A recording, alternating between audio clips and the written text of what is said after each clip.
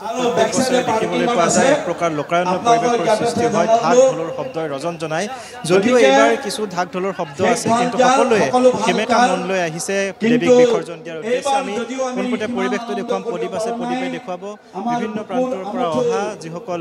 ভক্ত সেই ভক্তসকলে প্ৰতিমা বিসৰ্জন দিয়াৰ উদ্দেশ্যে বিভিন্ন প্ৰান্তৰ পৰা ইয়াত আহি উপস্থিত হৈছে ঢাক ঢোলৰ শব্দত নৃত্য কৰিছে কিন্তু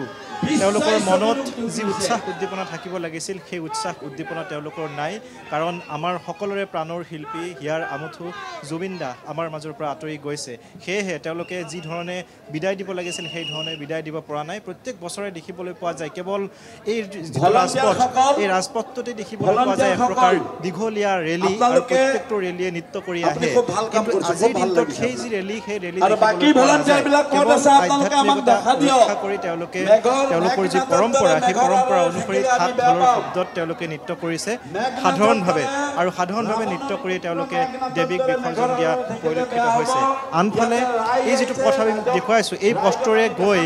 যিটো বিসৰ্জনস্থলী আছে নদীৰ মাজলৈ যোৱাৰ কাৰণে এটা ব্যৱস্থা কৰি দিছে প্ৰশাসনে আৰু তাত কেৱল এখন গাড়ী যিখন গাড়ীত প্ৰতিমা নিয়া হ'ব সেই গাড়ীখন যাব তাৰ সমান্তৰালভাৱে লগত 5 গৰাকী ব্যক্তি যাব পাৰিব তাক বাহিৰে কোনো লোক তাত প্ৰৱেশ কৰিব নোৱাৰিব কাৰণ নিৰাপত্তাৰ দিশটো কটকটীয়া ৰূপে গঢ়ি তোলা হৈছে আৰু এইসকল বিভিন্ন প্ৰান্তৰ পৰা আহিছে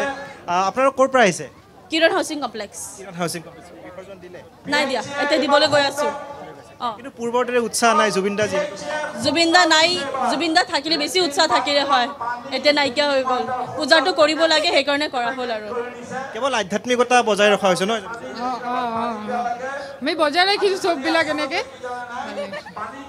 নিশ্চয় কেৱল আধ্যাত্মিকতা নাইবা তেওঁলোকৰ যি পৰম্পৰা সেই পৰম্পৰা ৰক্ষা কৰিয়ে তেওঁলোকে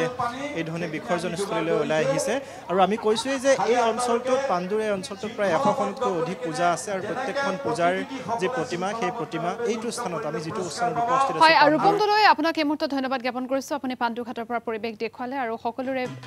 বিষাদগ্ৰস্ত মন আৰু সেই বিষাদগ্ৰস্ত মনেৰে সকলোৱে দেৱীৰ প্ৰতিমা বিসৰ্জন দিবৰ বাবে ওলাই আহিছে